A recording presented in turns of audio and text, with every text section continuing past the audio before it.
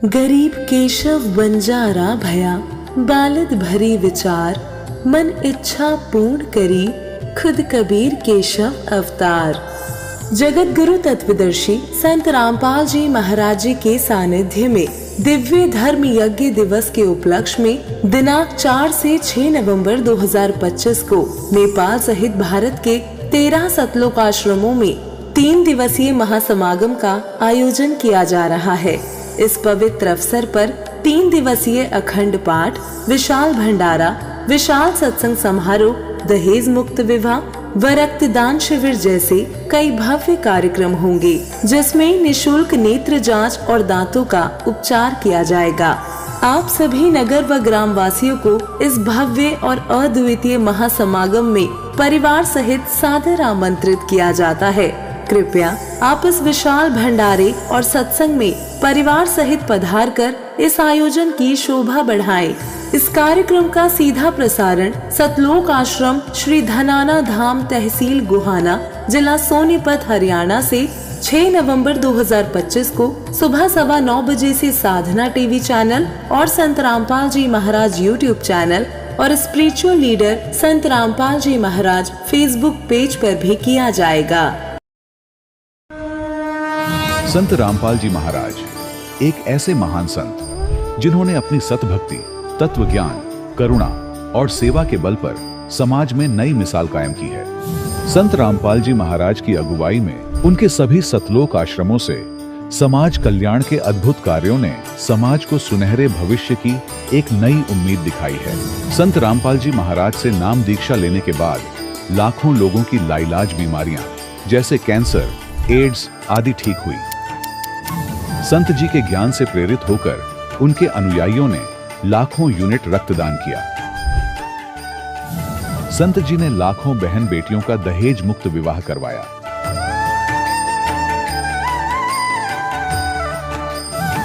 संत जी ने लाखों लोगों का नशा छुड़वाया, करोड़ों उजड़े परिवार बसे। संत जी के आश्रमों में समागम के दौरान निःशुल्क नेत्र चिकित्सा, दंत चिकित्सा प्रदान की जाती है।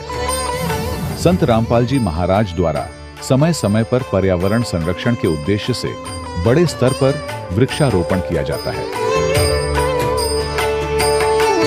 संत जी ने जरूरतमंदों को तत्काल राहत पहुंचाने के लिए एम्बुलेंस सेवा शुरू की। संत जी अपने अनुयायियों को देहदान के लिए प्रेरित करते हैं, जिससे मानवता की सेवा और चिकित्सा क्षेत्र में सुधार हो सके।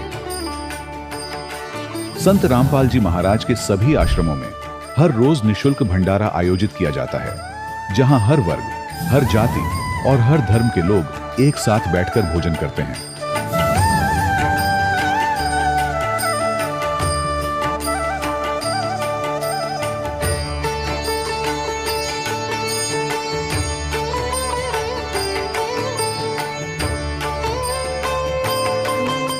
संत रामपाल जी महाराज की अन्नपूर्णा मुहिम ने गरीब और बेसहारा लोगों के जीवन में एक नई ऊर्जा और उम्मीद को जन्म दिया है।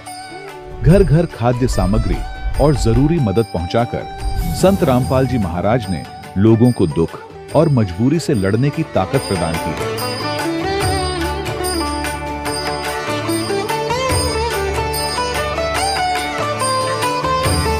संत रामपाल जी महाराज द्वारा गरीब लोगों के लिए घर बनवाने का अद्भुत कार्य एक ऐसी मिसाल कायम कर रहा है जो सदियों सदियों संत जी की उदारता और दया भावना के तौर पर जाना जाएगा।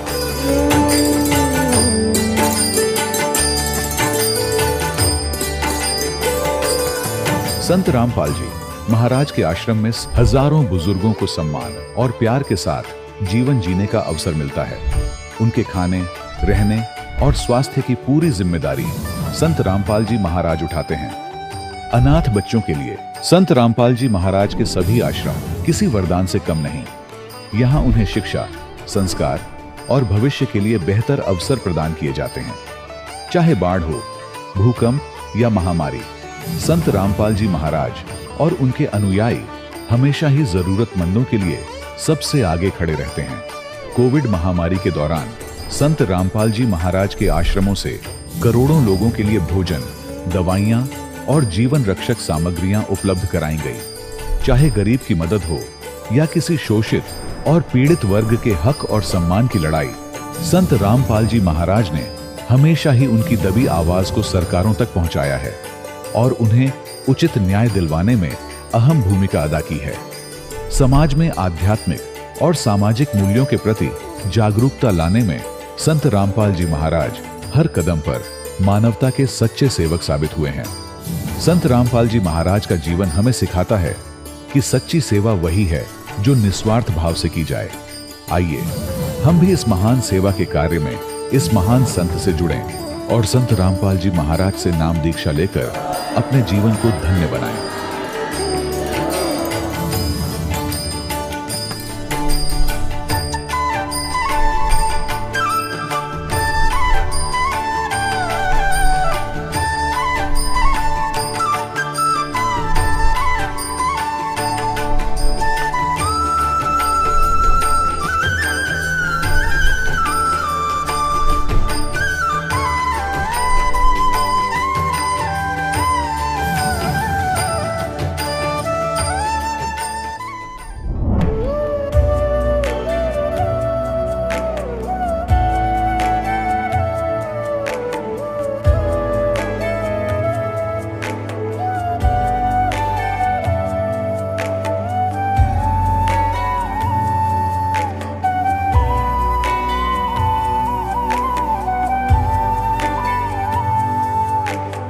गीता 18 के श्लोक नंबर 62 में भगवान स्वयं कह रहे हैं कि अर्जुन उस परमेश्वर की शरण में जा जिसकी कृपा से परम शांति व शाश्वत स्थान अर्थात सतलोक को प्राप्त होगा। वो परमेश्वर कौन है, कहां है, कैसा है, जानने के लिए कृपया अवश्य सुनिए जगत गुरु तत्वदर्शी संत रामपाल जी महाराज के अमृत वचन। सत साहिब दर्शकों, जब जीवन में समस्याओं का अंबार लग जाता है तो हर दिशा में निराशा ही दिखाई देती है। कुछ ऐसी ही सच्ची घटना घटित हुई है छत्तीसगढ़ के निवासी संतोष दास जी के साथ। संतोष जी हिंदू धर्म में प्रचलित सभी पारंपरिक भक्ति साधनाएं किया करते थे, परंतु इतनी भक्ति साधना करते करते इन्हें कमर दर्द, दृष्टि संबंधित समस्याओं ने घेर लिया। इन्होंने कई चिकित्सकों से उपचार करवाया, परंतु कोई भी उपचार लाभकारी सिद्ध नहीं हुआ। वहीं चिकित्सकों ने इन्हें जीवन भर दवाइयां खाने की सलाह दी। तभी संतोष जी ने जगत गुरु तत्वदर्शी संत रामपाल जी महाराज से नाम दीक्षा ली और संत जी की बताई साधना का अनुसरण करना प्रारंभ किया। थोड़े ही समय में इन्होंने अनुभव किया कि इनकी सभी स्वास्थ्य समस्याएं धीरे धीरे समाप्त हो रही हैं। संतोष जी ने बताया कि संत रामपाल जी महाराज के आशीर्वाद से इनके जीवन में यह अद्भुत परिवर्तन संभव हो सका। दर्शकों, अब आइए सुनते हैं संतोष जी के भक्तिमय सफर की कहानी उन्हीं की जुबानी। नमस्कार जी। नमस्कार सर। क्या नाम है जी आपका? सर मेरा नाम संतोष सोनवानी, ग्राम भेड़ागढ़, तहसील पंडरिया, जिला कबीरधाम, छत्तीसगढ़ से हूँ सर। संतोष जी, संत रामपाल जी महाराज से नाम दीक्षा आपने कब ली? सर मैं संत रामपाल जी महाराज से नाम दीक्षा 8 अप्रैल 2021 में लिया हूँ। संत रामपाल जी महाराज से नाम दीक्षा लेने से पहले क्या आप कोई भक्ति साधना भी करते थे? हाँ सर, हमारे पूर्वजों में जो भक्ति साधना, देवी देवताओं जो भी मानते थे वो हम भी मानते थे। उनके परंपरा के अनुसार से हम भी भक्ति वही करते थे। तो फिर क्या कारण बना कि आप संत रामपाल जी महाराज की शरण में आए? सर मेरे को लगभग 9-10 साल हो गए। कमर में दर्द, पैर में दर्द, चलने फिरने में बहुत ज़्यादा प्रॉब्लम था मुझे।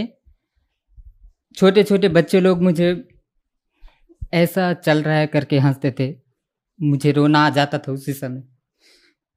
मैं उनको ना डांट पाता था ना दौड़ पाता था, क्योंकि नस नस में, पैर के जो नस है उसमें बहुत ज़्यादा चिलकता था। एक पैर कदम रखने से गिरने का नौबत आ गया था सर, मतलब इतना बहुत ज़्यादा। और उसी के लिए बहुत यीशु मसीह में गए, वहाँ भी बहुत प्रार्थना किए, पर भी से ठीक नहीं हुआ। उसके बाद हम दरगाह में गए, दरगाह में दिखाया, वहाँ भी ठीक नहीं हुआ। फिर जो भी भक्ति के लिए बताते थे, जो भी जहाँ जाने के लिए तांत्रिक के पास जाओ तो तांत्रिक के पास जाते थे। जो जैसा बोल दिया, आपको 10 नींबू लगेगा, 2 नारियल लगेगा और अगरबत्ती लगेगा, जैसा बोलते थे उनके पास चले जाते थे। और जो बोलते थे आपके घर में कुछ प्रेत बाधा है तो आप अपना घर को बंधन से मुक्त कराओ, आपको लाल वाला मुर्गा लगेगा, काला वाला मुर्गा लगेगा, वो भी हम करते थे। बहुत सारे तांत्रिकों के पास, वैद्य के पास गए, वहाँ से भी हम कोई राहत नहीं मिला। और इलाज के लिए जब हम डॉक्टर के पास जाते थे, एक्सरा कराए, MRI करवाए और बहुत सारे ब्लड टेस्ट करवाए, सभी में नॉर्मल आता था, कोई परेशानी नहीं है। डॉक्टर लोग बोलते थे कि आपको स्पॉन्डलाइजेशन का प्रॉब्लम है, मतलब मुड़ने में, ये करने में तकलीफ है। तो आप डेली का डॉक्टर के पास दिखाए थे तो बोले कि आप एक डेली का व्यायाम करो। अब पैर उठने के लिए नहीं हो रहा है, दौड़ने के लिए नहीं हो रहा है, तो व्यायाम कैसे कर सकते थे? व्यायाम करने के लिए हो नहीं सकता था। तो डॉक्टर भी बोले, डॉक्टर को जब दिखाया था, सारा रिपोर्ट घर में रखा हुआ है, डॉक्टर को जब दिखाया तो डॉक्टर बोले आपके रीढ़ की हड्डी में मवाद है, लगभग 2 लाख रुपए लगेंगे ऑपरेशन करने के लिए। तो हम बोले कि 2 लाख तो है ही नहीं, क्योंकि हम गरीब फैमिली से हैं, खेती बाड़ी का काम करते हैं, तो घर इलाज वगैरह कुछ नहीं कराए, घर में बस झाड़ फूक कराने के लिए उसके पास बस जाते रहते थे। डॉक्टर ने ये भी बोला था कि आपको फोरिक एसिड का टेबलेट और पेन किलर डेली लेना है, मरते दम तक लेना है, ऐसा बोला था। लगभग 10 साल तक ये टेबलेट खाता रहा था, पेन किलर। फेसबुक में जीने की राह लिखा हुआ था, फ्री में पुस्तक मंगाएं जीने की राह, तो मुझे लगा ये कहानी वगैरह होगा तो पढ़ने के लिए, और फ्री में घर में आएंगे तो डाल देता हूँ, एड्रेस करके डाल दिया था। फिर भगत जी जीने की राह 1 महीने बाद वो पुस्तक मेरे पास आए। फिर जो भगत थे वो मुझे बताए कि आप जीने की राह एक बार सृष्टि रचना को पढ़ो, और हम यहाँ क्यों दुख तकलीफ, ये सभी फिर मैं पढ़ने लगा। 5 दिन पढ़ा, उसके बाद बोले कि आप एक बार यूट्यूब में आप वीडियो देखो करके। तब मैं यूट्यूब में बहुत सारे इंटरव्यू देखे, उसमें बताए थे कि बहुत सारे लोगों का कैंसर ठीक हो रहा है, बहुत सारे लोगों का टीबी ठीक हो रहा है, ऐसा इंटरव्यू देखा। और जो चल फिर नहीं रहा है वो भी चलने फिरने लग रहा है, ये देखा तो मुझे भी एक ललक हुआ कि मैं भी नाम दीक्षा ले लूँ गुरुजी से। फिर नामदान लेने के लिए आश्रम चला गया, संत रामपाल जी महाराज से नाम दीक्षा ले लिया। सर, डॉक्टर्स ने आपको एक बहुत ही गंभीर बीमारी से ग्रस्त बता दिया था। आपने इस बीमारी की दवाई 9 साल तक खाई, फिर आपने संत रामपाल जी महाराज से नाम दीक्षा ली। तो क्या नाम दीक्षा लेने के बाद आपको लाभ भी मिले? हाँ सर, मुझे तो लाभ हुए। सबसे पहला लाभ सर, संत रामपाल जी महाराज से जिस दिन मैं नाम दीक्षा लिया सर, उस दिन घर में जाने के बाद जो भक्ति बताए थे वो करने के बाद मैं बहुत चैन की नींद सोया। उससे पहले जब भी रात को सोता था तो 12 बजे से लगभग 3 बजे के बीच में, मतलब मेरे पीठ में कोई चक्कू चला रहा है, काट रहा है कुछ, इतना ज़्यादा दर्द होता था। मैं अपने माँ को भी बोलता था थोड़ा मालिश कर दो तेल ला करके, फिर रात में वो उठ करके मुझे मालिश करते थे। फिर वो उस दिन नहीं हुआ, उस दिन बहुत चैन की नींद सोया, ये हुआ सर। और जब भी मैं मतलब सुबह उठने के बाद जब तक का मेरे को थोड़ा सा खाना नहीं मिल जाता, तब तक का मुझे मतलब एकदम चक्कर आने लगता था, सिर में दर्द होता था और आँखों में झिलमिलाहट सा, मतलब कुछ दिखता नहीं था साफ, ऐसा हो गया था। वो दूर हो गया सर। साथ में सर मैं घर में कम से कम 7-8 साल से मतलब बैठ नहीं सकता था, खाना खा नहीं सकता था, तो टेबल में है रख करके या फिर अपना विलेज में जो आट होता है उसमें रख करके खड़ा होकर के खाना खाता था। चलने फिरने में दिक्कत होता था, जब चलता था तो बीच में अचानक से मतलब ये यहाँ पर दर्द होता था तो मतलब चिलक जाता था तो गिरने का नौबत आता था। और अपना पैंट है ना, जीन्स वगैरह पहनने में बहुत दिक्कत आता था, मतलब पैर को उठाने के लिए उठा नहीं सकता था, तो पैर पहन नहीं सकता था कपड़ा, इस तरह से बहुत ज़्यादा दर्द होता था। फिर संत रामपाल जी महाराज जी से नाम दीक्षा लेने के बाद अब मैं अच्छा से चल पा रहा हूँ। और पहले बहुत कम खाना खाता था, मतलब थोड़ा सा खाना खाने के बाद थोड़ा बचा देता था, मतलब हर बार जूठा छोड़ देता था, मैं बचा देता था। तो घर के लोग बोलते थे ये बहुत कम खाना खाता है पक्षी जैसा, तो इसको इतना खाना काहे दे रहे हो। लेकिन जिस दिन से मैं नाम दीक्षा लिया हूँ उस दिन से आज तारीख तक थोड़ा सा भी जूठा नहीं छोड़ा और भूख भी लगने लगा। सर क्या आप नशा भी करते थे? हाँ सर, मैं नशा भी करता था,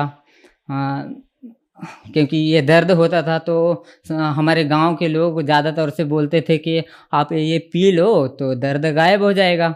इसकी वजह से डेली का मतलब टारगेट था, आप 1 पाव डेली का पियो, शरीर स्वस्थ रहेगा। दारू पीने के लिए मतलब, और हमारे जो फ्रेंड्स वगैरह सर्कल है वो लोग बोलते थे डेली का पियो, तो उसके संगते में डेली का एक हैबिट हो गया था सर। डेली का 1 पाव पिया, उस दिन मतलब 2 बजे 12 बजे रात तक का अच्छा नींद था। उसके बाद 12 बजे के 1 बजे के बाद वो दर्द चालू हो जाता था दारू पीने के बाद। क्या संत रामपाल जी महाराज से नाम दीक्षा लेने के बाद आपका नशा छूटा? जो नशा मुझे पहले डेली का पीने का था वो छूट गया, और आज मैं कोई नशा नहीं करता हूँ, और उसका जो महक भी अच्छा नहीं लगता है। सर संत रामपाल जी महाराज से नाम दीक्षा लेने के बाद आपको बहुत सारे लाभ मिले, जैसे कि आपने बताया कि डॉक्टर्स ने आपको एक बहुत गंभीर बीमारी बताई थी। आप 8-10 साल से पेन किलर की गोली खा रहे थे और ड्रिंक भी करते थे ताकि आपको दर्द ना हो। और बहुत सारे ऐसे लोग हैं जो आपको टीवी पर देख रहे हैं जिनके पास पैसा नहीं है या इन बीमारियों से ग्रस्त हैं, उनके लिए आप क्या कहना चाहेंगे? आज उनके लिए आप एक उदाहरण है। सर मैं उन सभी लोगों को जो मुझे देख रहे हैं टीवी चैनल पे, उस सभी लोगों को मैं एक ही प्रार्थना कर सकता हूँ, क्योंकि इस दुनिया में तत्वदर्शी संत एक ही संत है जो पूरा शास्त्र के अनुसार भक्ति बता रहे हैं, और इतना सभी लोगों का जो भी तकलीफ है वो दूर हो रहे हैं।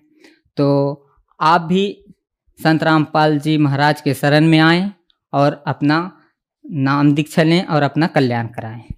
संत रामपाल जी महाराज से नाम दीक्षा कैसे ली जा सकती है? सर संत रामपाल जी महाराज से नाम दीक्षा लेने के लिए अभी चैनल में टीवी में सत्संग आ रहा है उनका, तो नीचे में पीला पट्टी चल रहा है, उसमें नंबर है, आप उसमें कॉल करके अपना नज़दीकी कॉल सेंटर का पता लगा करके आप नामदान ले सकते हैं। धन्यवाद सर। सत साहिब। दर्शकों, अभी आपने सुने संत रामपाल जी महाराज से दीक्षा प्राप्त करके सुखी हुए भक्त के अनुभव। अब देखिए जगत गुरु तत्वदर्शी संत रामपाल जी महाराज के मंगल प्रवचन। अब ये बात आप पहले भी पढ़ाया सुना भी करते, लेकिन आज सुनोगे ना आपकी छाती में लगेंगी सारी, क्योंकि अधिकारी के बिना ये अमल में आ ही नहीं सकती। और परमात्मा की दया इस दास पर है। आपको दास बार बार समझाता है, दास एक जीव है, लेकिन समर्थ के संग में उस परमात्मा ने दास को अपना मान लिया, और दास एक चलता फिरता पावर हाउस है, पावर का, जो इस पूरे संसार में तो पर्याप्त है, इतनी पावर है दास को दे रखी। पूरे विश्व को इंक्लूडिंग ब्रह्मा विष्णु महेश तक को इस दास के पास तो मालिक ने, क्योंकि ये ऊपर से आ रही है पावर। अब जहाँ कोई पावर हाउस है बरवाला में, वो पावर हाउस एक खोखा है, और उसका कनेक्शन थर्मल प्लांट से है, जहाँ बिजली दिन रात बनती ही रहती है, वहाँ एंड होता ही नहीं। और इसकी अपनी अक्षमता है, ये बरवाला के लिए पर्याप्त है। और लेकिन वो लाइट आ रही है वहां से, अगर यहाँ इसको जरूरत ज्यादा बढ़ेगी तो इसकी अक्षमता भी बढ़ जाएगी, लेकिन लाइट आ रही है पीछे से ही।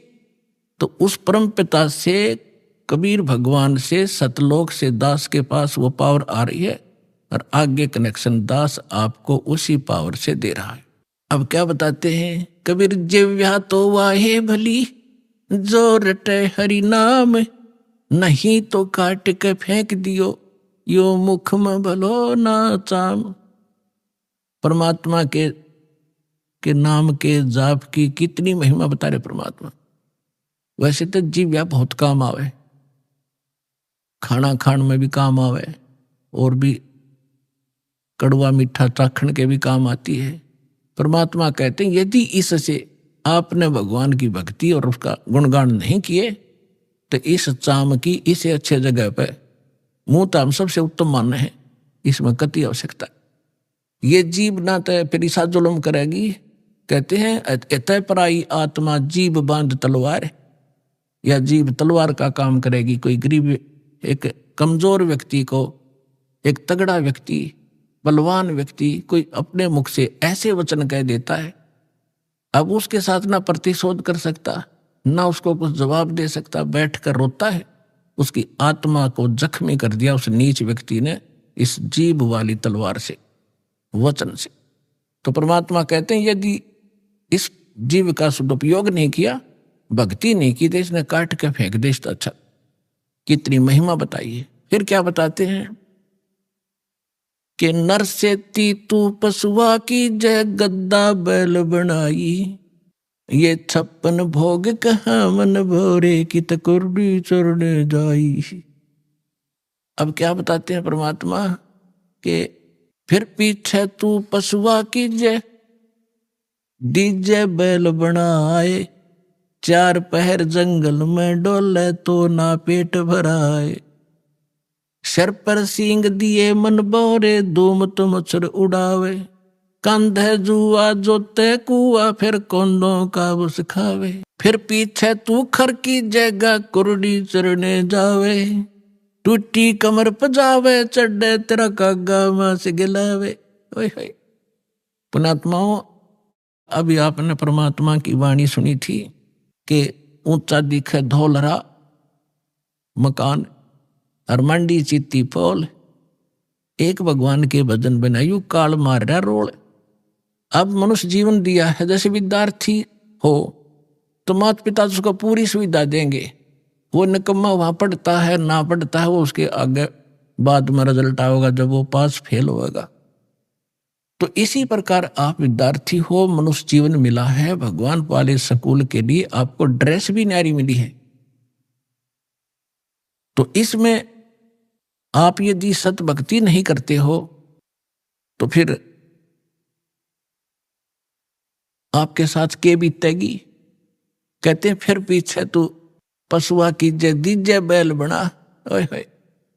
तो अब हम समय पर भोजन खाते हैं, आप देखते हो यहाँ सतलोक आश्रम, वैसे तो आम जगह उपलब्ध है आजकल, कहीं बाहर जा रहे हो भाई चाय पी लेते हैं, रोक गाड़ी चाय पी ली, प्यास लग गया जो पानी पी लिया, भूख लगी रोटी खा ली, दिल करा मिठाई, कभी फल फ्रूट खूब ठाटते खा रहे हो, खाओ, क्योंकि आप विद्यार्थी हो, माता पिता ने आपको ये सुविधा दे रखी है, इतना जेब खर्च आपको दे के भेज रखे।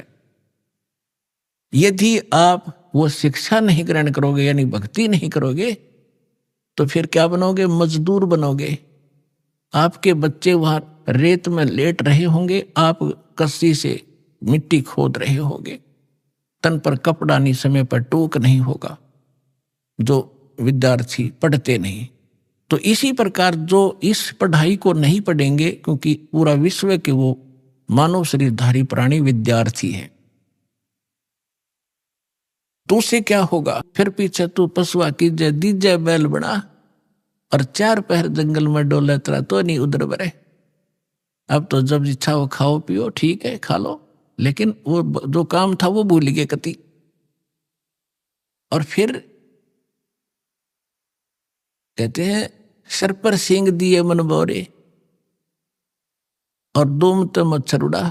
अब तो हम मच्छरदानी लगा लेते हैं, ऑल आउट वगैरह ये लगा लेते हैं, और फिर के लगावांगे बैल बने पाछे। एक पूछड़ हो गया आपके पीछे, उसने चाहे पंखा बना लियो, चाहे उसने कूलर की जगह प्रयोग कर लेना। और क्योंकि जितने भी कर्म संस्कार कमजोर होंगे तो ऐसे कर्महीन प्राणी के वहां भी अंग भंग हो जाते हैं, वह पूछड़ भी कट जाती है कई बार बैल की, वह इतनी रहती है, उन्हें नू करा कर वो ना कुछ काम का है। और फिर आगे बताते हैं सिर पर सींग दिए मन बोरे, ये तेरी तोब होंगी सींग, इन्हें कुछ भी प्रयोग कर लेना इनको। और फिर क्या बताते हैं कंध जुआ जोते कुआ, पुराने समय में वाणी बोली गई थी, तब रहट के द्वारा जल निकाला जाता था कुएं से, सिंचाई उसमें बैल जोते जाते थे, और फसल होती नहीं थी। जौ होते थे, जौ वो बगैर वर्षा के भी हो जाते हैं, थोड़ी ही वर्षा से, और उनका भूस इतना खराब होया करे, पशु जल्दी खाता नहीं, कति भूखा मरता खाता उसको, और खाते समय उसके मुंह के अंदर ऐसे कांटे से चुभते हैं उस भूस के, ऐसा होता जौओं का भूस, कौंद बोलते हैं उनको, और खाते हुए आंखों पानी पड़े और भूखा मरते न खानी पड़े। तो परमात्मा कहते याद रुकती, तुम भूल गया और ना पता होते, हम बता रहे हैं, याद रखना कि कंद जुआ और फिर जोता है कुआ, और खाओगा क्या, वो भूस जो खान का भी कोई ना, वो मरते न वो भी खाना पड़े। अपने आत्माओं इस जीव का दुरुपयोग और सदुपयोग अब करना होगा। दुरुपयोग तो करना ही नहीं, और सदुपयोग ना करने से क्या हानि होगी। दास का जन्म एक किसान परिवार में हुआ, जाट किसान के घर, और हमारे घर एक बैल था, हम छोटे छोटे जब देखा करते थे। और हाली सुबह सुबह बैलों को ले जा रहा था, वक्त से किसी ने कोई कील थी इतनी लंबी लोहे की चोबा, उसके ऊपर की कैप कट गई थी, वह रिजेक्ट करके गली में फेंक दी। वह बैल के खुर में पिछले खुरों के बीच में घुस गई। अब बैल स्पीड चलते चलते 2-4 कदम जल्दी जल्दी रख गया, वो अंदर ठुक गई, वो लंग करने लगा पैर से बैल। तो हाली ने सोचा ये वैसे कोई ठोकर ठाकर लगी और वो जगह ठीक वहां तक। तो पहले ऐसे ही जो कोई दिक्कत हो जाती, पैर बैल का लंग करता, तो अन्य बड़े सियाणे नो क्या करते, बैल को रोकना नहीं चाहिए, कोई नस पर नस चढ़ गया तो ऐसे काम लेने से ही ठीक होती है, और ऐसी नस चढ़ी होती तो हो भी जाया करती थी। इस कारण से हाली ने सारा दिन उसको टेकन नहीं दिया, उसको काम ही लेता रहा, और शाम ने जब आया, शाम तक पैर सूज गया, उस पर स्वेलिंग आ गई। आते बैल बैठ गया और लंबा पैर पसार गया पिछला, मुंह लावे नहीं कहे कि ना खावे, आंखों से पानी पड़े। तो देखा कि इसका तो सोई ज्यादा होगी, सुबह उठा नहीं। तो ऐसे ऐसे पहले वैद्य होया करते डॉक्टर पुराने गांवों में, किसी ने बताया देख जाकर कि इसके घुटने पर सोई बा आ गया, बा अब सोई चढ़ गई ऊपर घुटने ताई, वह कील लाग रही खुरों में, ट्रीटमेंट हो रहा घुटने का, उसका पट्टी बांधे गरम गरम। अब वो बता नहीं सकता बोल के मुझे कहाँ पीड़ा है। और जब अफलातून पाक रहा था, जो सोचा था मेरी ऐसे ठाठ रहेंगे, परमात्मा कहते तू जाने मेरी ऐसे नहीं बहेगी, ये तो हरदम लेखा भरना रे। तो 1 महीने 20 दिन के बाद वो पैर पक्या, वह कील वाला स्थान तो नीचे खुरों में था। अब खुरों में भी हाथ उठ मार के देख लिया, उसमें कुछ ऐसी विशेष चीज उसमें दिखी नहीं ना, वह बार वो तो अंदर घुस चुकी थी सारी, पत्थर कांकर लायक के। 1 महीने के 20 दिन के बाद वो पक्या, पक के उसमें रेसा निकलने लगा। जब देखा घर वालों नृत्य रहेगी तो भाई यहाँ समस्या है। फिर कोई बुलाया से ही, वो चमटी सी ले रहा था नकचुंडी, उसने उसको करेल करेल को कील निकाली बार, वो तरेगी इतनी लंबी। तब वो बैल पुनः ठीक हुआ।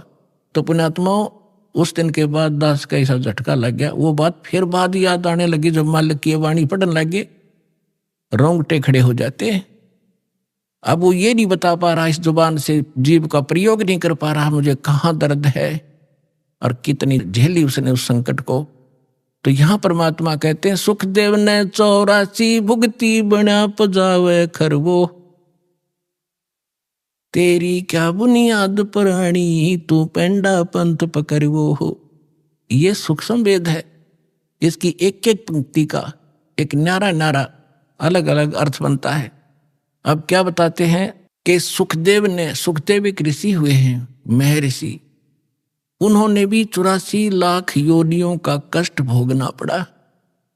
और बना पजावे खरवो, वो कुम्हार के पुजावे पर गधे की योनि उसने भी भोगी।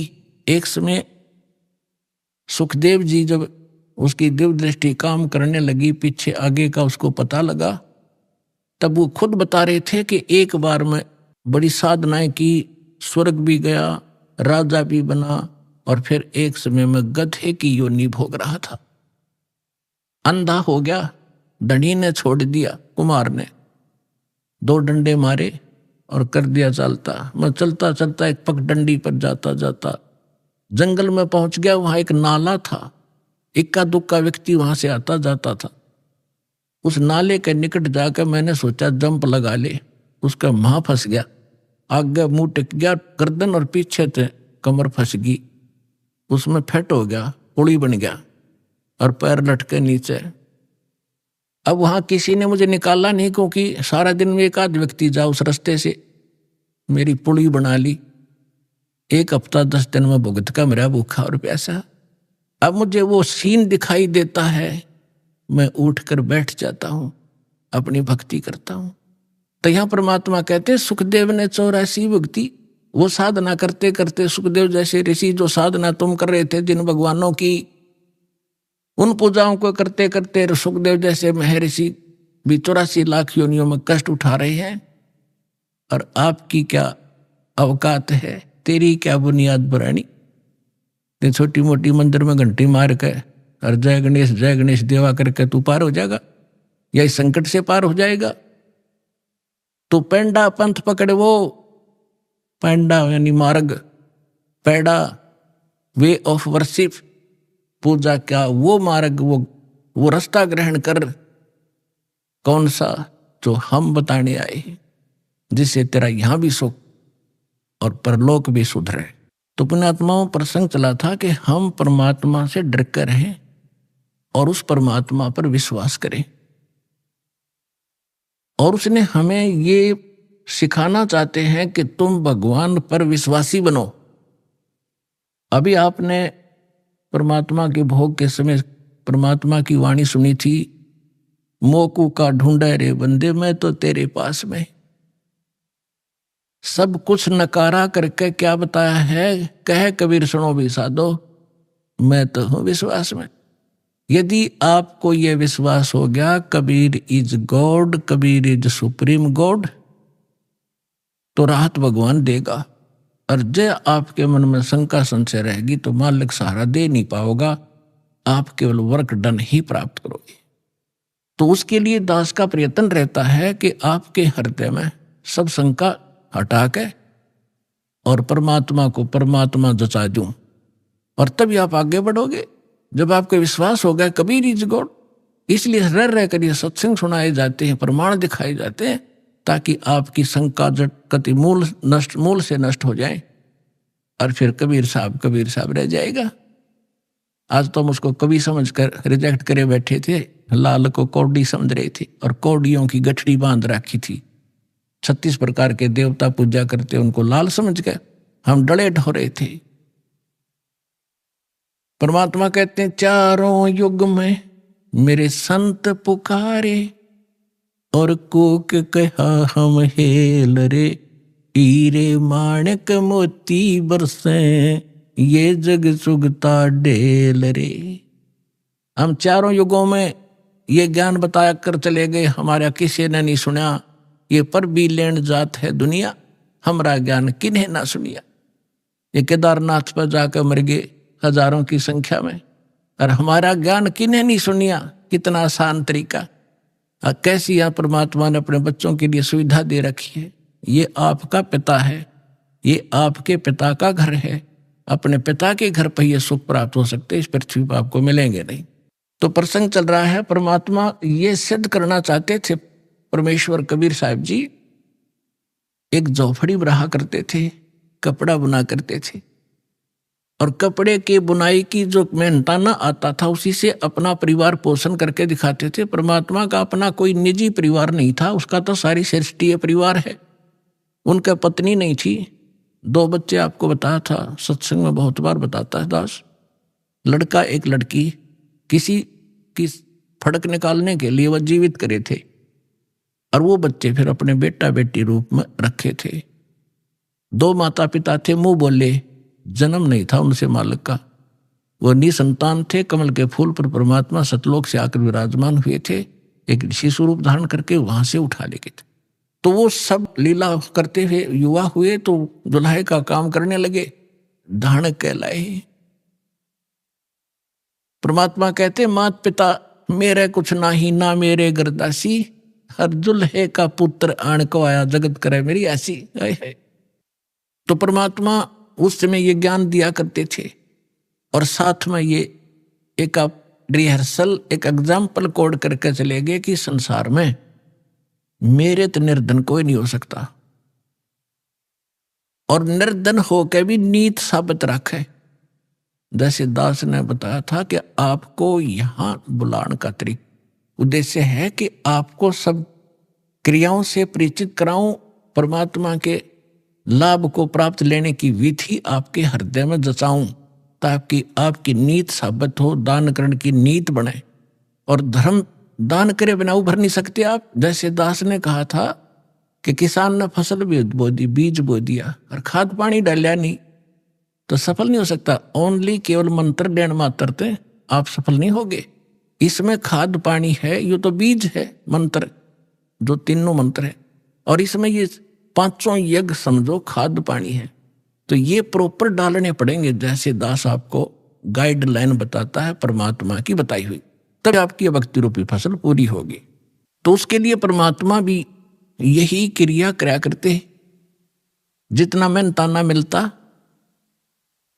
अपने निर्वाह के योग्य रख के बाकी को भंडारा धर्म में लगा दिया करते थे।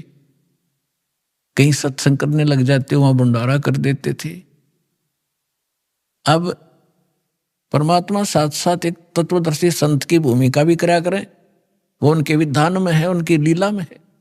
तो ये ज्ञान सुनाया करते थे जो दास आपको बता रहा है कि तीन देव की जो करते भक्ति, उनकी को दे ना हो वह मुक्ति। जो भक्ति करते नहीं वो अपना जीवन नाश कर रहे हैं, और जो शास्त्र विरुद्ध साधना कर रहे हैं ब्रह्मा विष्णु महेश तक की, वो भी अपना जीवन नाश कर रहे हैं। ब्रह्म तक की साधना करने वाले भी अपना जीवन नाश करें। केवल परम अक्षर ब्रह्म, उस पूर्ण परमात्मा की भक्ति से मोक्ष होता है। तो इसलिए परमात्मा कहा करते थे, जिस कारण से हमारे धर्मगुरु हिंदू और मुसलमानों के दोनों नाराज हो गए। उन्होंने हर तरह से ज्ञान से भी पराजित कर दिया दाता ने उनको। उन्होंने उनके साथ जुल्म ढाए कर उनसे मरे नहीं, हार कर वो थक गए। उन्होंने क्या स्कीम बनाई, उससे पहले सिकंदर लोधी उनका शेष हो चुका था, दिल्ली का सम्राट। उन्होंने क्या स्कीम बनाई कि एक बार सब ने इकट्ठा होकर कि इसकी बेइज्जती कर दो, वैसे तो काबू आ नहीं रहा, यहां से भाग जा काशी से, किसी तरह हमारा पीछा छूटा है, हमारी तो रोजी रोटी बंद करवा दी इसने। तो उन्होंने झूठी चिट्ठियां डाल दी सब आश्रम वालों के पास कि भाई कबीर नाम का एक व्यक्ति है, सेठ है, और वो काशी में रहता है इस कॉलोनी में, और ऐसे ऐसे 3 दिन तक भंडारा करेगा, सब आमंत्रित हैं।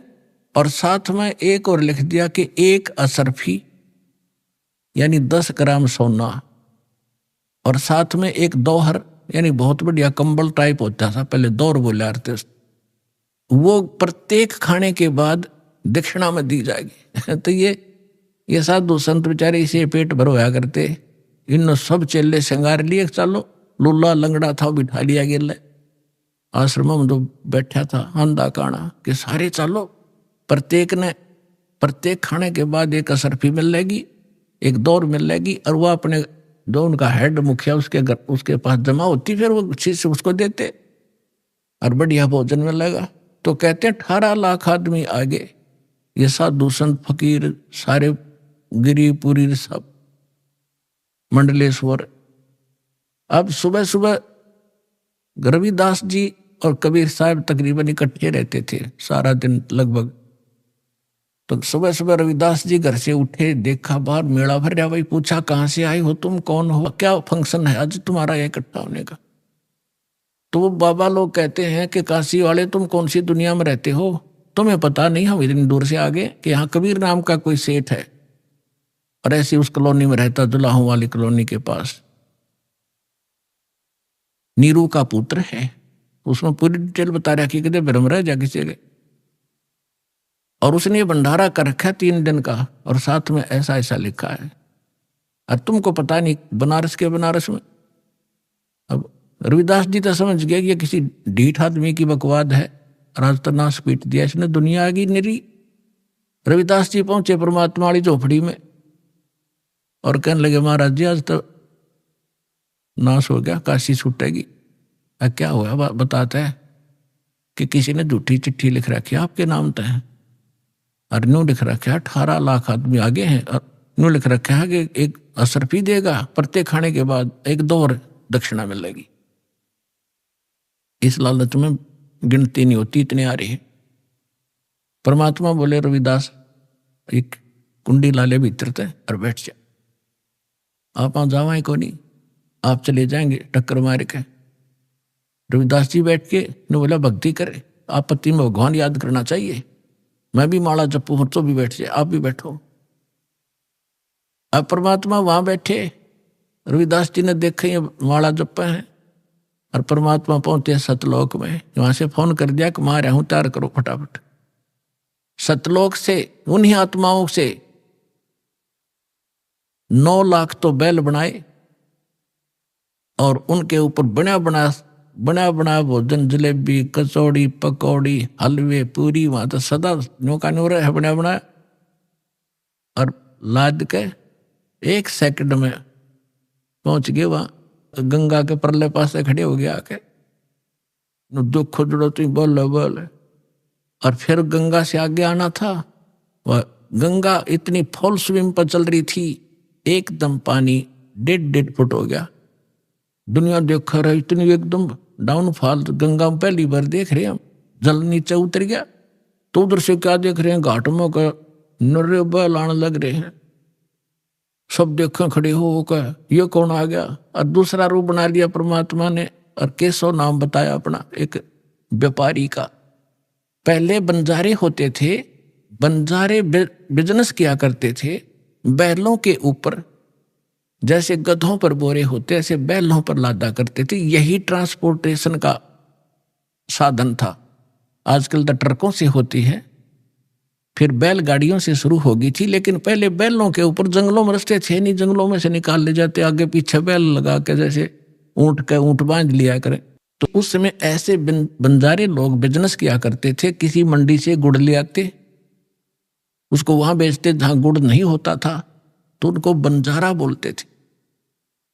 तो केशव नाम बताया, और आके उड़ तान दिए तंबू सारे। उनमें गरीबदास जी ने लिखा है कि वहां लड्डू और जलेबियों की नौके पूरा ढेर का ढेर पड़ा, पाड़ की पाड़ का ऊंचा ढेर न, बहुत ऊंचा। अब 18 लाख आदमी का भोजन, और कोई पतीला मुताबिक को नहीं।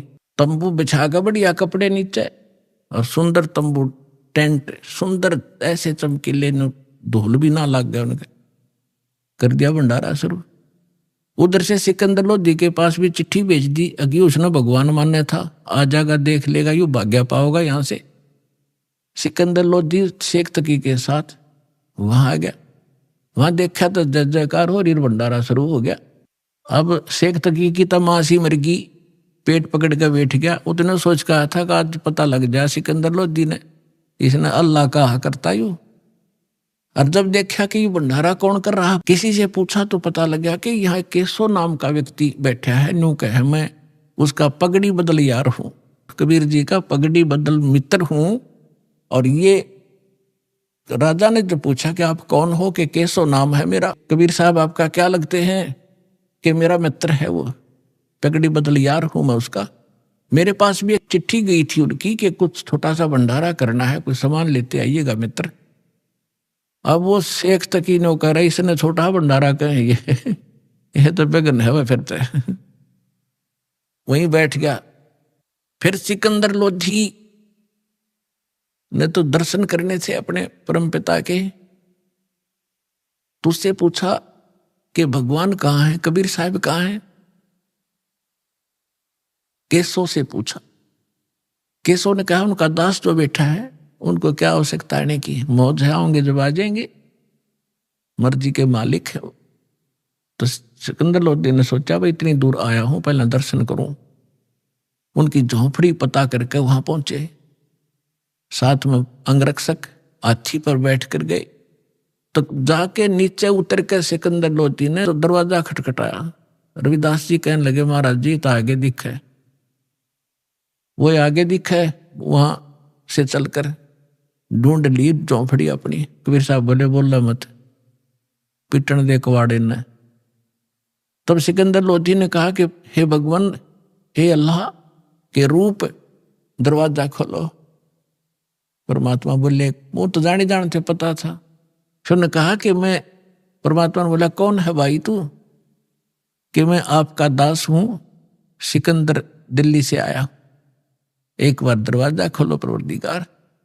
परमात्मा बोले नहीं राजन, मैं तो बस इंतजार कर रहा हूं कि कब दिन सूर्य अस्त हो, अपने परिवार ने लेकर भागूंगा यहां से, ये मुझे जीने नहीं दे रहे। अब सिकंदर लोधी ने कहा कि हे परमात्मा, यदि मैं आपसे परिचित ना होता तो आप मुझे भी आज बहका देते। मैं अब आपकी बहकाई में नहीं आ सकता। मैं आपको पहचान चुका हूं, आप अल्लाह अकबर हैं। दास को दर्शन दे दो, वैसे एक बार दरवाजा खोल। तब परमात्मा ने कहा रविदास जी खोल दे खिड़की। दरवाजा खोल दिया। सिकंदर लोधी ने दंडवत प्रणाम किया दिल्ली के सम्राट ने, और कहा परवरदिगार आपने कैसे रंग लगा रखे हैं, आपकी जय जयकार हो रही है। ऐसा भोजन सब खा रहे हैं, कैसा भंडारा कदे देखा ना सुना। और आपका मित्र वहां पर है, आपका मित्र जिसके पास आपने पत्र भेजा था वो बैठा है वहां पर, केशव नाम है उसका। वो तो खुद वहां भी बैठे, दो उठौड़ है, एक तू भया एक से दो।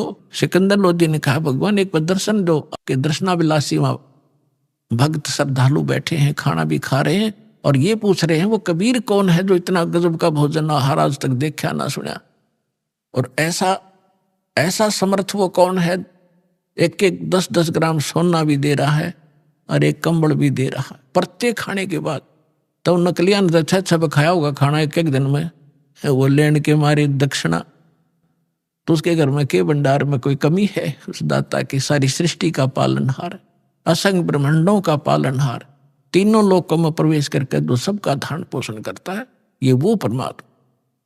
तो पुण्यात्मा हम उसके बच्चे हैं, और वो भी उसके बच्चे थे जो साधु संत बने फिरे थे, परमात्मा के लिए भटक रहे थे, गलत साधना कर रहे थे, फिर भी बच्चे तो उसी के हैं। मैं रोत हूं सृष्टि को, या सृष्टि रोए मोहे, और गरीब दासी इस वियोग को समझ नहीं सकता कोई। तो उनको भोजन खिलाना था सतलोक का लाके, बहाना उन दुष्टों ने बनाना था, उनकी फड़क निकालनी थी, अपनी समर्थता दिखानी थी। आज दास के गुण गाता, जो पहले आकर भगवान वाले काम ना करके जाते तो दाता। तो सिकंदर लोधी ने कहा कि एक बार आपके दर्शन करना चाहते हो सभी के सभी। तो परमात्मा जब कुटिया से बाहर निकले, जैसा सतलोक में उनके सिर पे मुकुट है, ऐसा मुकुट आकाश से आया और ऐसे सिर पे रखा गया, और ऊपर से आकाश से फूल बरसने लगे परमात्मा के ऊपर। अभी आपने सुने संत रामपाल जी महाराज के मंगल प्रवचन। आइए अब सुनते हैं संत रामपाल जी महाराज से नाम दीक्षा लेकर सतभक्ति करके अद्भुत लाभ प्राप्त करने वाले अनुयायी के विचार। दर्शकों, आज हम आपको एक ऐसी सच्ची कहानी से रूबरू करवाने जा रहे हैं जो दर्शाती है कि सच्चे संत की शरण में आने से जीवन कैसे बदल सकता है। मिलिए अलवर राजस्थान की रामकला जी से। रामकला जी और इनके परिवार की हनुमान जी में गहरी आस्था थी। ये अक्सर मेहंदीपुर बालाजी और सालासर धाम की यात्रा करती थी, लेकिन इतनी भक्ति के बावजूद इनका जीवन चुनौतियों से भरा हुआ था। रामकला जी के पति तेजी से अपनी याददाश्त खो रहे थे। इन सब मुसीबतों के बीच भी इन्होंने हनुमान जी की पारंपरिक पूजा जारी रखी, यह आशा करते हुए कि इन पर कृपा होगी, परंतु सब व्यर्थ था। लेकिन जब रामकला जी ने संत रामपाल जी महाराज से नाम दीक्षा ली, तो इनके जीवन में चमत्कारिक परिवर्तन आने शुरू हो गए। इनके पति का स्वास्थ्य सुधरने लगा और आर्थिक स्थिति में भी सुधार आया। इतना ही नहीं, रामकला जी के बेटे ने पहले ही प्रयास में राष्ट्रीय रक्षा अकादमी NDA में सिलेक्शन पा लिया। ये रामकला जी के परिवार के लिए गर्व और खुशी का क्षण था। दर्शकों, अब आइए सुनते हैं रामकला जी के जीवन परिवर्तन की ये प्रेरणादायक कहानी, इनकी अपनी जुबानी। नमस्कार बहन जी। सत साहेब जी। क्या नाम है बहन जी आपका? जी मेरा नाम रामकला है, दुगेड़ा गांव, तहसील भैरोड, डिस्ट्रिक्ट अलवर, राजस्थान। संत रामपाल जी महाराज की शरण में आने से पहले आप क्या भक्ति साधना करते थे? जी मैं तो दुर्गा माँ की पूजा करती थी। मेरे हस्बैंड मेहंदीपुर, सालासर, श्याम जी के और ये जो सावन में कावड़ वगैरह लेके आते हैं, ये सब लेके आते थे। सुबह 4 बजे उठते, बच्चों को उठाते और फिर वो मंदिर में शिव पे जल चढ़ा के आते थे। बहन जी, जैसा कि आपने बताया कि आप दुर्गा देवी की पूजा करते थे तथा आपके पति सालासर जाते थे तथा विभिन्न मंदिरों में जाते थे, तो इन सभी भक्ति साधनाओं को करते करते आपको क्या लाभ प्राप्त हुए? सर उससे मुझे कोई लाभ नहीं हुआ सिवा हानि के। जैसे वो सभी देवी देवताओं की पूजा करते थे, शिव को जल चढ़ाते थे, उसके बाद भी उनका एक्सीडेंट हो गया, और एक्सीडेंट भी बहुत बुरा कि उनकी याददाश्त, मेमोरी सब कुछ चला गया उस दौरान।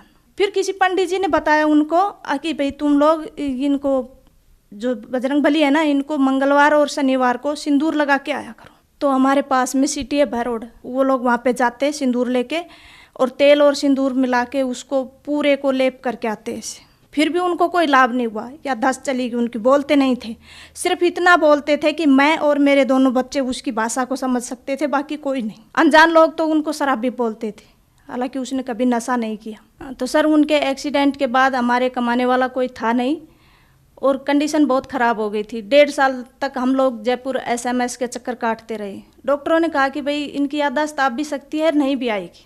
हमने कहा चलो छोड़, भगवान जो करता है जो अच्छा ही करता है। फिर क्या हुआ कि हालत इतनी ख़राब हो गई, जो भी थोड़ा बहुत पैसा था हमारे पास, ज़मीन जायदाद है नहीं, वो उनकी बीमारी में लग गई। बच्चों को पढ़ाने के लिए हमारे पास कुछ था नहीं, सरकारी स्कूल में बच्चे जाते थे। हमें एक तरह से सड़क पर आ गए थे, हमारे पास खाने पीने के लिए कुछ भी नहीं था। जैसे तैसे करके हम लोग अपना काम चलाते थे। बहुत बुरी कंडीशन हो गई थी, किसी से उधार मांगते कोई देता भी नहीं था।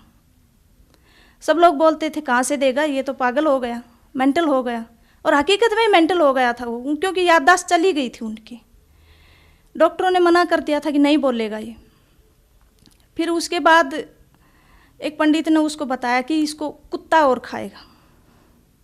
हकीकत में ऐसा ही हुआ, कुत्ता भी खा गया उसको। तो मैं उस पंडित के पास दोबारा गई। उससे पहले मैं पंडित लोगों को नहीं मानती थी। दुर्गा को तो मैंने उसी दिन छोड़ दिया था जिस दिन उसका एक्सीडेंट हुआ था। अगर माँ होती कहीं पे, दुर्गा माँ होती, तो इनका एक्सीडेंट नहीं होता आज, और वो भी मैंने नवरात्रा कर रखे हैं उस दौरान। फिर क्या हुआ, पंडित ने कहा कि भाई इस पे 7.5 की दशा है शनि की, आप लोग ऐसा करो कि इसको गुलाल लगाओ बजरंगबली को। मैंने कहा ठीक है भाई लगाते हैं। उसके बाद वो गुलाल लगाने लग गए। करीब 6-7 महीने तक लगातार लगाया। फिर मैं पंडित के पास गई, मैंने कहा कि अब क्या है? उसने कहा कि आपकी 7.5 है। मैंने कहा कि कम से कम 7 तो बोल दे, 6 महीने तो हो गए हमें, ये जाएगी या नहीं? पर जब भी मैं उसके पास जाती वो 7.5 ही गाता रहता। संत रामपाल जी महाराज की शरण में आप कैसे आए? जी मेरे हस्बैंड जब बजरंगबली को गुलाल लगाने जाते थे तो उनको एक फरीदाबाद का कोई भगत जी मिला भैरोड में। उसने कहा कि आप ये क्या करते हो? तो मेरे हस्बैंड ने कहा भी मैं बजरंगबली को गुलाल लगाता हूँ, मेरे को पंडित लोगों ने बताया। उसने कहा इन सब के चक्कर छोड़ो, पंडित कोई सही नहीं बताता, आप एक काम करो मेरे गुरुजी से नाम ले लो। तो मेरे हस्बैंड ने कहा कि कौन है तुम्हारे गुरु? उसने कहा संत रामपाल जी महाराज। भगत जी ने कहा कि चलो मैं घर पे जाके और बच्चों की माँ से सलाह करके आपको बताऊंगा। सर जी मैंने कभी गुरु देखा नहीं था और नहीं बनाया था और नहीं पता था गुरु के बारे में। हाँ देवी देवताओं के बारे में तो पता था, पर मेरे दिमाग में हमेशा एक बात रहती थी कि ये भगवान 3 क्यों है, एक होना चाहिए। तो भगत जी हमने उसके पास फ़ोन किया, उससे हमने पूछा, तो उसने कहा कि भाई ये सुख देते हैं गुरुजी, वो सुख देते हैं। उससे पहले मुझे गुरु के महत्व का नहीं पता था, गुरु क्या होता है। वो भगत जी हम लोगों को वहाँ पे लेके गया। उसके बाद जैसे ही हमने नाम लिया तो हम हर 15 दिन में सत्संग में जाने लगे। तो धीरे धीरे मालिक की, परमात्मा संत रामपाल जी महाराज की दया होने लगी हम लोगों पे। बहन जी, जैसा कि आपने बताया आप देवी दुर्गा की पूजा करते थे, आपके पति सालासर जाते थे, वह विभिन्न मंदिरों में जाते थे, जिससे आपको कोई लाभ नहीं मिला। आपकी आर्थिक स्थिति बिगड़ गई तथा आप सड़क पर आ गए। तो संत रामपाल जी महाराज की शरण में आप कैसे आए? जी, जैसे ही सर हम संत रामपाल जी महाराज की शरण में गए, उसी दिन से हम लोगों को लाभ होने शुरू हो गए। मेरे हस्बैंड का एक्सीडेंट हुआ तो हमारी ज़िंदगी तो नरक हो ही गई थी, पर उसके बाद जैसे ही उन्होंने संत रामपाल जी महाराज से नाम दीक्षा ली, धीरे धीरे उनकी स्थिति सुधरती आ गई। आज उनकी आवाज़ भी बिल्कुल ठीक है। संत रामपाल जी महाराज की दया से उनको कोई नहीं कह सकता कि इनका कभी एक्सीडेंट भी हुआ था, और वो ज़्यादातर भगवान के सेवा में ही रहते हैं। बच्चों को स्कॉलरशिप मिल गया, वहाँ पे बच्चों की पढ़ाई फ्री हो गई। उसके बाद बच्चों ने +2 की, +2 के बाद लड़की को स्कॉलरशिप मिल गया, उसने इंजीनियरिंग की। बेटे को अब पैसे तो हमारे पास थे नहीं, पैसे कहाँ से दे, तो हमने बैंक से लोन उठाया। मालिक की दया, संत रामपाल जी महाराज की दया से हमारा लोन तुरंत क्लियर हो गया।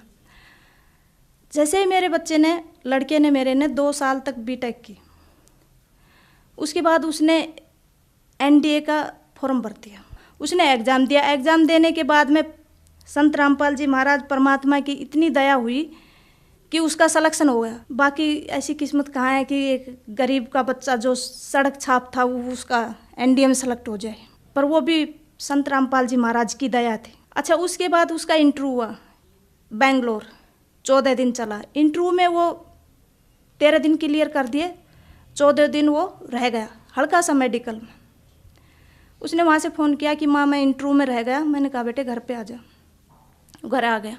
मैंने कहा कि तुम वहाँ पे जाओ, अपने परमात्मा के पास, संत रामपाल जी महाराज के पास जाओ। वो वहाँ पे गए तो मालिक ने कहा बेटा चिंता मत कर। तो उनका वो दिल्ली में मेडिकल क्लियर हो गया। फिर उसने कहा माँ अब क्या करूँ? मैंने कहा बेटा फिर जाओ परमात्मा संत रामपाल जी महाराज के पास। बच्चे ने कहा कि गुरुजी मेरा ज्वाइनिंग लेटर, क्योंकि मैं सबसे पीछे रह गया, बाकी सब बच्चे चले गए। गुरुजी ने कहा बेटा तू घर जा। वो आया वहाँ से, आते ही तीसरे दिन मालिक की दया से उसका को लेटर आ गया। भगत जी 2016 में 4 साल की उसकी ट्रेनिंग चली। उसके बाद उसने 2016 में NDA क्लियर किया और राष्ट्रपति गोल्ड मेडल। 2500 बंदों में सिर्फ एक भगत जी, मेरे भगत जी और मैं वहाँ पे गए केरला, एजीमाला। वहाँ पे जाने के बाद जैसे ही हमने देखे 2600 एकड़ में अकेडमी है वो, तो पूरी अकेडमी में संत रामपाल जी महाराज की दया से मेरे बेटे के पोस्टर लगे हुए थे। जहाँ भी देखे लेफ्टिनेंट केवल कृष्ण, लेफ्टिनेंट केवल कृष्ण की आवाज़। सर पूछो मत, मेरे भगत जी वहाँ पे रोने लग गए। ए मालिक कहाँ थी इस सड़क चाप की ऐसी किस्मत जो आज ने आपने ऐसा बना दिया हमें। 3 दिन तक बस सिर्फ जिधर भी देखे माइक में एक ही एक आवाज़ आए, लेफ्टिनेंट केवल कृष्ण, लेफ्टिनेंट केवल कृष्ण। मैं और मेरे हस्बैंड बस सिर्फ और सिर्फ संत रामपाल जी महाराज को 3 दिन तक याद करके रोते रहे। जैसे ही उसको राष्ट्रपति गोल्ड मेडल उसके कंधे पे लगा, मेरे भगत जी से रुका नहीं गया। वो 2500 बंदों में इतनी जोर जोर से रोने लग गए कि मालिक हमने लोगों ने तो आत्महत्या करने की सोच ली थी, क्या किस्मत बना दिया आपने।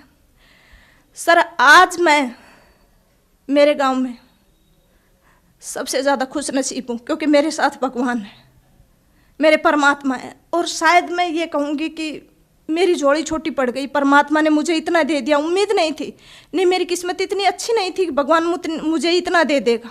मालिक की दया से एक साइकिल नहीं थी, आज बंदी छोड़ सतगुरु रामपाल जी महाराज की दया से 3-3 गाड़ियाँ खड़ी हैं घर में। और इतना कर्जा हो गया था कि जिसकी कोई हद नहीं। आज एक भी कर्जा नहीं है, मालिक ने सब कुछ क्लियर कर दिया। और हमें ये नहीं पता किस तरह और कैसे कर दिया और कब कर दिया। सर आज हम संत रामपाल जी महाराज की दया से बहुत सुखी हैं। घर में कोई कलह नहीं है, मालिक की दया सिर्फ और सिर्फ भक्ति है। दोनों बच्चे अपनी अपनी जगह कामयाब हैं। मेरे गांव में मैं सबसे ज़्यादा खुश नसीब हूँ। भगवान ने मुझे बहुत कुछ दिया है, जितना मैं कभी उम्मीद नहीं की थी, इतना कि शायद मेरी किस्मत ऐसी हो सकती है। पर आज मैं सीना ठोक के ये कह सकती हूँ कि मेरा से सुखी मेरे गांव में कोई नहीं।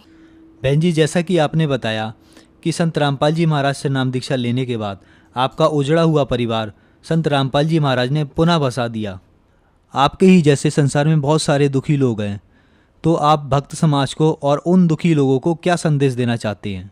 मेरे जो अगल बगल में लोग हैं सभी ये चैनल देखते हैं, सत्संग वगैरह देखते हैं, उनसे मैं खासकर प्रार्थना करना चाहती हूँ कि उनको तो मेरी स्थिति का, मेरी कंडीशन का अच्छे तरीके से पता है, वो भी संत रामपाल जी महाराज की शरण में आए, इन दई देवताओं के चक्कर न काटे, क्योंकि ये दई देवता कुछ नहीं दे सकते। मैं तो चाहती हूँ कि वो संत रामपाल जी महाराज से नाम दीक्षा लेके मेरी तरह वो भी अपना उजाड़ा हुआ परिवार बसाएं और अपना मोक्ष करवाएं। बहन जी, कोई श्रद्धालु अगर संत रामपाल जी महाराज से नाम दीक्षा लेना चाहे तो वह कैसे नाम दीक्षा ले सकता है? सर, संत रामपाल जी महाराज की दया से विभिन्न चैनलों पे संत रामपाल जी महाराज का सत्संग चल रहा है और उसके नीचे जो पट्टी चलती है उस पे फ़ोन नंबर दिए गए हैं, वहाँ से नंबर नोट करो और संत रामपाल जी महाराज का जो नज़दीकी नामदान सेंटर है वहाँ पे जाइए और नाम दीक्षा लेके अपना मोक्ष कराइए। धन्यवाद जी। सत साहिब जी।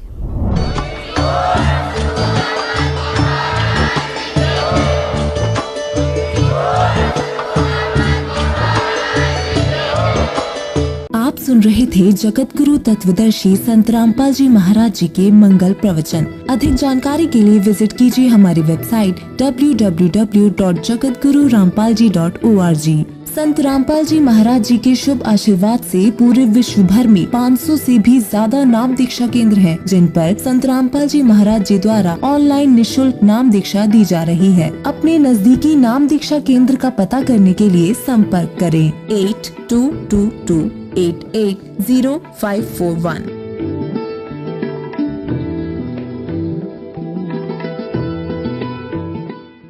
गरीब केशव बंजारा भया, बालद भरी विचार, मन इच्छा पूर्ण करी, खुद कबीर केशव अवतार।